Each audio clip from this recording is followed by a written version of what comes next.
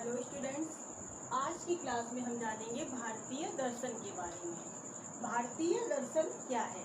दर्शन के बारे में हम पहले जान चुके थे, तो अब हम अपने भारतीय दर्शन के बारे में जानते हैं। तो जो हमारा भारतीय संस्कृति है वह जैसे ही हम जानते हैं कि वह अत्यंत प्राचीन व सनातन है। वैदिक शिक्षा को आदि शिक्षा भी कहा जाता है। वेद तथा वैदिक शिक्षा विश्व की अमूल्य धरोहर माने जाते हैं। वेदों की संख्या 4 है, क्योंकि हमारी जो वैदिक संस्कृति है उसको वैदिक संस्कृति से ही उसकी उत्पत्ति मानी जाती है, इसलिए वेदों को महत्व दिया गया है। तो हम जानते हैं कि हमारे वेदों की संख्या 4 है। तो भारतीय दर्शन जो है उसके जो स्रोत हैं वो है हमारे वेद, उपनिषद और विभिन्न अन्य जो शास्त्र हैं वो सभी हमारे भारतीय दर्शन के स्रोत हैं। वेदों की संख्या 4 है। ऋग्वेद, यजुर्वेद, सामवेद और अथर्ववेद। तो इनके बारे में हम बारी बारी जानेंगे।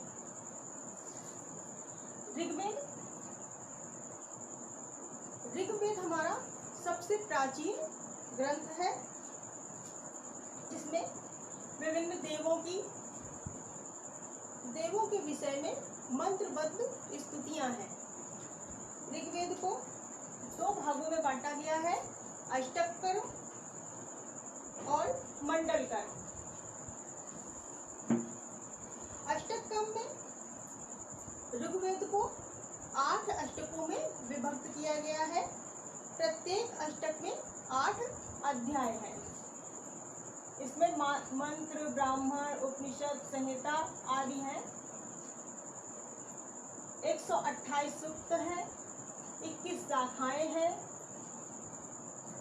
इसके साथ ही इसके अंतर्गत इंद्र, अग्नि, वरुण आदि ऋषियों का वर्णन मिलता है।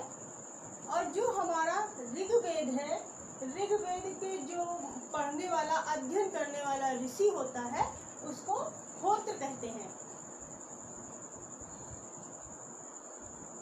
नेक्स्ट है हमारा यजुर्वेद। यजुर्वेद में हमारे यज्ञ के लिए गद्य व पद्य मंत्र है। यजुर्वेद को 2 संप्रदायों में भी बांटा गया है, ब्रह्म और आदित्य। यजुर्वेद की वासनेयी संहिता भी प्रसिद्ध है। इसके साथ ही यजुर्वेद में ऋग्वेद के 633 मंत्र हैं। जहाँ ऋग्वेद की रचना सप्तसंगम प्रदेश में हुई थी, वहीं हमारे यजुर्वेद की रचना कुरुक्षेत्र प्रदेश में मानी जाती है। इसके अध्ययन करने वाले ऋषि को अथर्वी कहते हैं।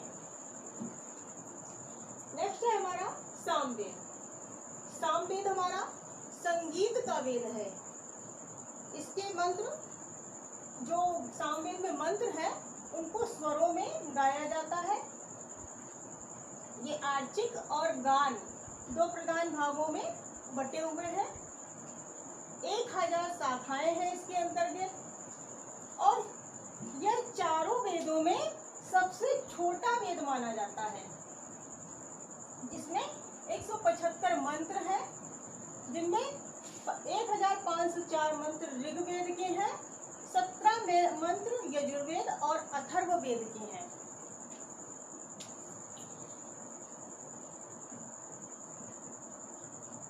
जैमिनी ग्रह सूत्रों में जब इसको ढूंढते हैं तो इसमें इसकी 13 शाखाओं का पता चला है, जिसमें 13 में 3 आचार्यों की शाखाएं भी मिलती हैं। वो 3 आचार्यों की शाखाएं हैं कौमुदी, रणायनीय और जैमिनी। इसके साथ ही जो सामवेद का अध्ययन करने वाला पंडित होता है उसको पंचविश या उद्गाता कहते हैं। नेक्स्ट है हमारा अथर्ववेद। तो अथर्ववेद जो हमारा है ये चिकित्सा तथा दर्शन के से संबंधित इसमें मंत्र हैं, यानी रोगों को दूर करने के उपाय हमारे अथर्ववेद में हैं, जिसमें 20 कांड, 730 सूक्त, 5970 मंत्र हैं।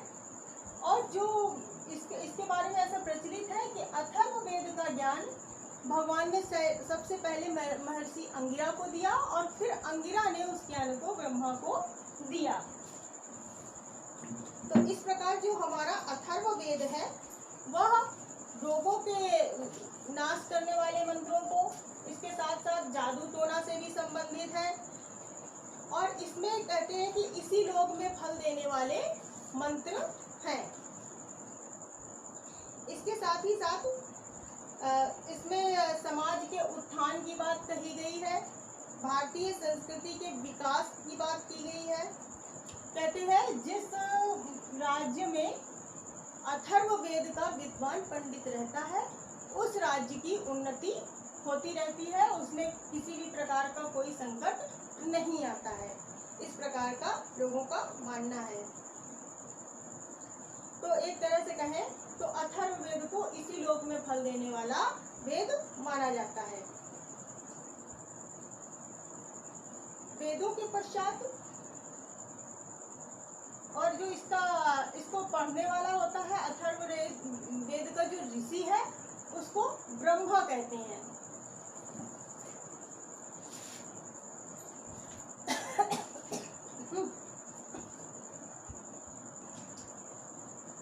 वेदों के जानने के बाद अब हम जानते हैं उपनिषद के बारे में।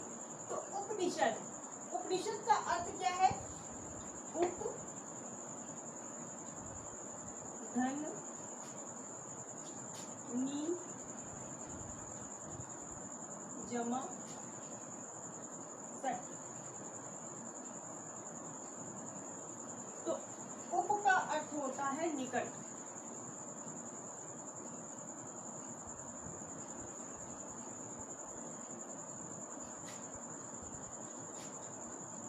नी का अर्थ है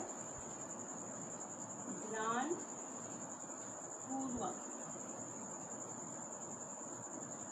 और सट का अर्थ है बैठना। तो इस प्रकार हमारे उपनिषद का अर्थ हुआ गुरु के निकट ध्यान पूर्वक बैठना।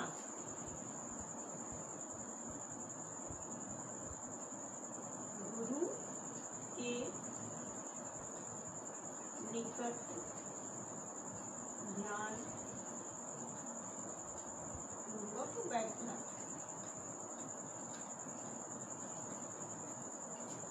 उपनिषद में 108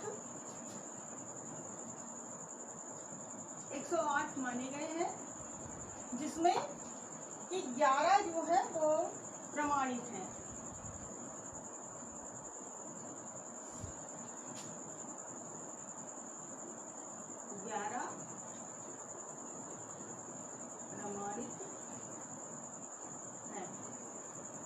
ये 11 हमारे हैं।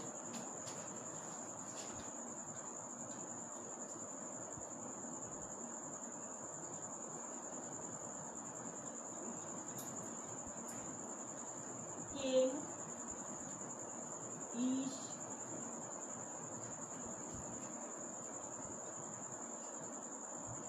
कट,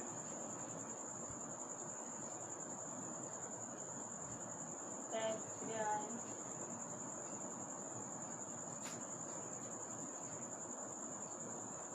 प्रश्न,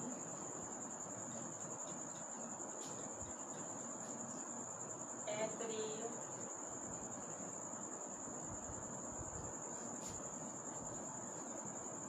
मुंडक,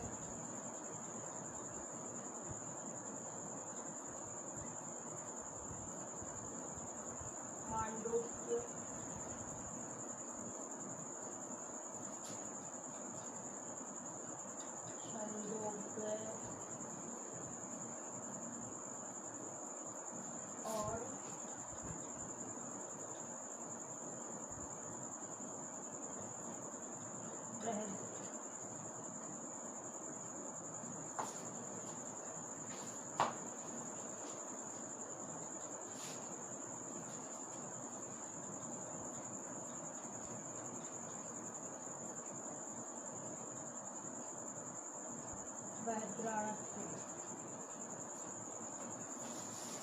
तो ये कौन कौन से हमारे केन, ईस, कठ, तैत्तिरीय, प्रश्न, ऐतरेय, मुंडक, मांडुक्य, छंदोग्य, बृहद्राज्य। तो इस प्रकार जो हमारे उपनिषद हैं वो भारतीय दर्शन की मतलब उसमें वो सभी तत्व आ जाते हैं जो भारतीय दर्शन के आदिकाल से शुरू होकर आज तक उसको प्रभावित कर रहे हैं। वो सभी तत्व उसके अंतर्गत आ जाते हैं। उपनिषद की जो रचना काल है उसमें सभी विद्वान एकमत नहीं है, सभी का अलग अलग मानना है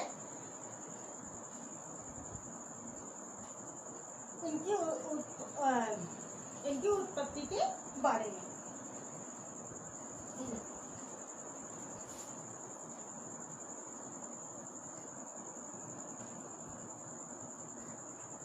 वेद और उपनिषद को जानने के बाद विभिन्न शास्त्रों की अगर बात करते हैं तो भारतीय प्राचीन परंपरा के अनुसार 6 दर्शन हैं, जिनमें सांख्य दर्शन, योग दर्शन, न्याय दर्शन, वैशेषिक दर्शन, मीमांसा दर्शन और वेदांत दर्शन है। इनके बारे में हम डिटेल में आगे अध्ययन करेंगे। तो यहाँ पे हमारा क्या है, इनका कम ही वो लिया गया है इस जगह पे, क्योंकि हम भारतीय दर्शन के स्रोत की बात कर रहे हैं, इसलिए यहाँ हम थोड़ा सा इनके बारे में जानेंगे। जैसे हमारा सांख्य दर्शन जो है वो इसके अंतर्गत 25 तत्व माने गए हैं और योग दर्शन में योग की बात की गई है, न्याय दर्शन में न्याय की बात की गई है। इसी प्रकार मीमांसा दर्शन में मीमांसा, ज्ञान मीमांसा, तत्व मीमांसा और मूल मीमांसा की बात की गई है। वेदांत दर्शन वेदों की बात करता है। तो ये जो हमारे हैं ये प्राचीन परंपरा के 6 दर्शन हैं। हमारा जो भारतीय दर्शन है वह अत्यंत प्राचीन और व्यापक है। तो इनकी जो व्याख्या करना है वह एक तरह से कहें तो अत्यंत कठिन है, लेकिन जो हमारा भारतीय धार्मिक साहित्य को भारतीय धर्म से हम अलग नहीं कर सकते हैं।